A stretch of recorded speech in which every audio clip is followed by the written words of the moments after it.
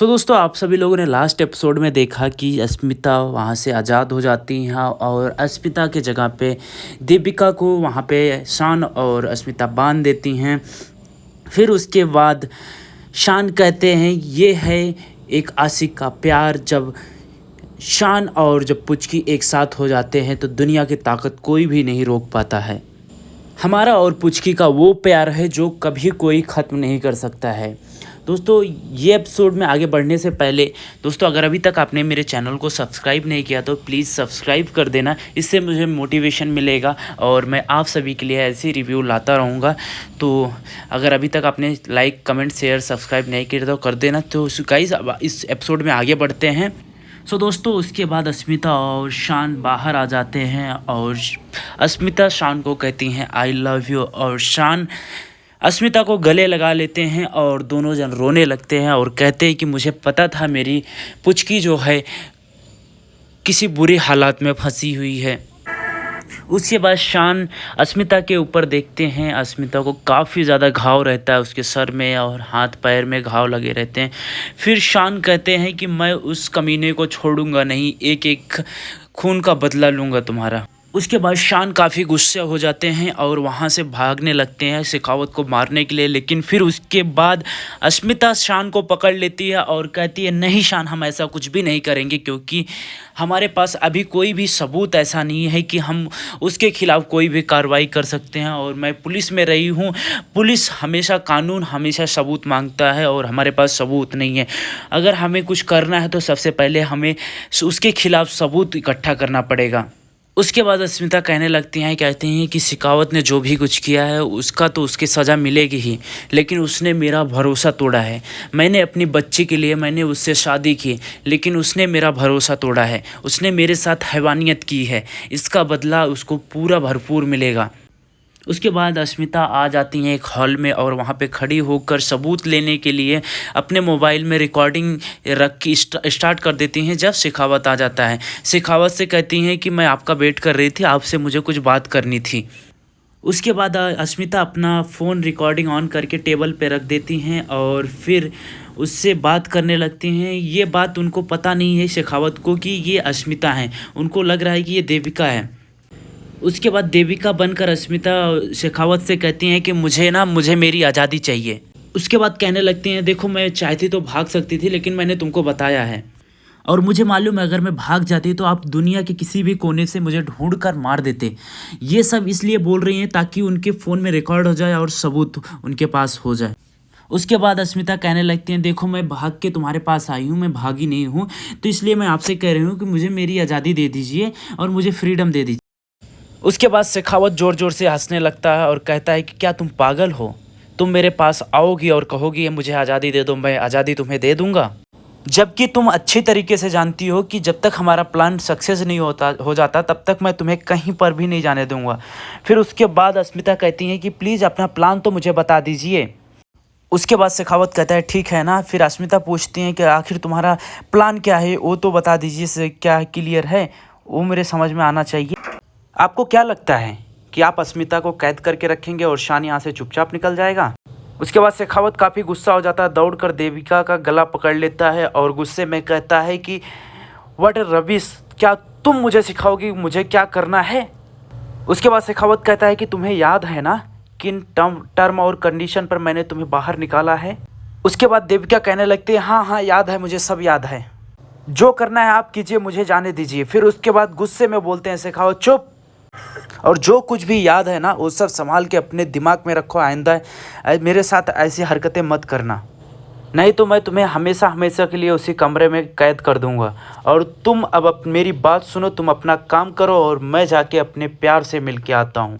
फिर उसके बाद ही जैसे ही ये बोलते हैं वैसे दौड़कर देविका आ जाती है और कहती है तुम्हारा प्यार तुम्हारे सामने है।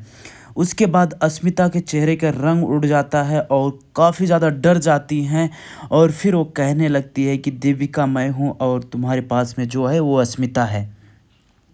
फिर उसके बाद अस्मिता भी नाटक करने लगती है, कहती हैं कि मैं देविका हूँ और वो अस्मिता है। उसके बाद शेखावत काफ़ी परेशान हो जाता है, दोनों की तरफ बार बार झुककर और घूम घूम कर देखने लगता है और फिर बाद में देविका को ही अस्मिता समझ बैठता है और फिर उसके बाद अस्मिता का गला पकड़ के वो दबाने लगता है और कहने लग अस्मिता जी, मैं तुमसे इतना प्यार करता हूँ कि मैं तुम्हें तुम्हारी सुगंध से ही बता सकता हूँ कि तुम अस्मिता जी हो। उसके बाद देविका कहने लगती है कि ये शान को पता चल गया है कि वो कहाँ पे है, तो शान ने ही इसे छुड़ा के लेके आया तय खाने से और मुझे वहाँ पे बांध दिया। उसकी बात पे भरोसा नहीं होता है शेखावत को, फिर भी उसे मारने की कोशिश करता है। फिर उसके बाद तुरंत शान आ जाते हैं और ज़ोर से उसको एक मुक्का मारते हैं उसके फेस पे शेखावत के। शेखावत नीचे गिर जाता है लगने के बाद। उसके बाद शान कहता है, क्या तू मेरे आंखों में धूल झोंकेगा, मुझे पता नहीं चलेगा, मेरे सामने कोई बहरूपिया रख खड़ा करेगा और मुझे पता नहीं चलेगा। फिर उसके बाद शान कहता है कि शान अपनी पुचकी को अपनी आंखें बंद करके भी उसकी सांसों से उसको पहचान सकता है। फिर उसके बाद शेखावत काफ़ी ज़ोर ज़ोर से हंसने लगता है और कहता है, तू शान कुछ भी कर ले, अस्मिता जी सिर्फ मेरी हैं और मेरी ही रहेंगी। फिर उसके बाद शान शेखावत को मारने लगता है ज़ोर ज़ोर से और दोनों में फाइट हो जाती है और अस्मिता इधर से चिल्लाने लगती है शान शान करके। शेखावत अचानक से एक डिब्बे के पास गिरता है और वो डिब्बा वहाँ से उठा लेता है जो कि उस डिब्बे के अंदर कलर रहता है। फिर शेखावत हंसने लगता है और कलर का डिब्बा खोल के तुरंत अस्मिता के ऊपर और देविका के ऊपर फेंक देता है। फिर उसके बाद शेखावत कहने लगता है कि शान, देखता हूँ तेरे प्यार में कितना ताकत है, तू पहचान तेरी अस्मिता कौन है। फिर उसके बाद देविका नाटक करने लगती है और कहती है कि मैं अस्मिता हूँ, मैं अस्मिता हूँ। अस्मिता कहती है मैं अस्मिता हूँ। फिर देविका कहती है मैं अस्मिता हूँ। अस्मिता दिखाती है देखो मेरे हाथ में टैटू, और देविका भी सेम टैटू दिखाती है, कहती है देखो मेरे हाथ में भी टैटू है। फिर शान मनो ही मन काफ़ी परेशान हो जाते हैं और फिर सोचने लगते हैं कि मैं कैसे अपनी अस्मिता यानी पुचकी को पहचानूँ। फिर उसके बाद अस्मिता के पास जाते हैं और देविका के पास दोनों का हाथ पकड़ के खड़ा हो जाते हैं। थोड़ी देर पकड़ के खड़े रहते हैं। फिर उसके बाद अस्मिता को पहचान लेते हैं और फिर उसके बाद कहते हैं कि मैं अपने प्यार को अगर मैं उसकी स्किन भी टच कर लूँ तो मैं बता सकता हूँ कि मेरी अस्मिता कौन है। उसके बाद शेखावत इन दोनों को झांसा देकर फंसाकर वो पीछे से भाग जाता है।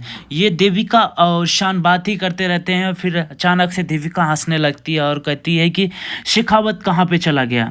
फिर उसके बाद देविका कहती है कि अब पता नहीं क्या कौन सा खेल खेलेगा शेखावत।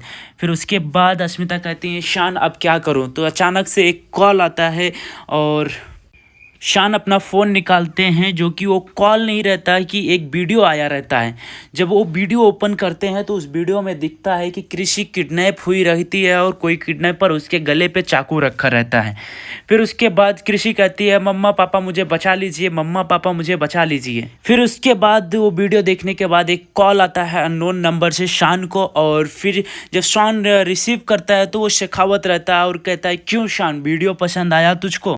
उसके बाद शेखावत कहता है कि मेरा एक शर्त है, तभी तेरी बेटी को छोड़ूंगा। अगर तुझे मेरा शर्त मानना है तो अपनी प्रेमिका को मेरे पास लेके आओ और अपनी बेटी को लेके जा। उसके बाद शान और अस्मिता दौड़ते हुए नीचे आते हैं हॉल में और वहाँ पे शोर शराबा सुनते ही बाकी सब लोग आ जाते हैं। अकीरा, निवेदिका और मेमो सब लोग इकट्ठा हो जाते हैं और फिर निवेदिका कहने लगती हैं क्या हुआ हमारी कृषि को, किसने किडनैप किया हमारी कृषि को। उसके बाद शान कहते हैं कि शेखावत ने हमारी बेटी को किडनैप कर लिया है।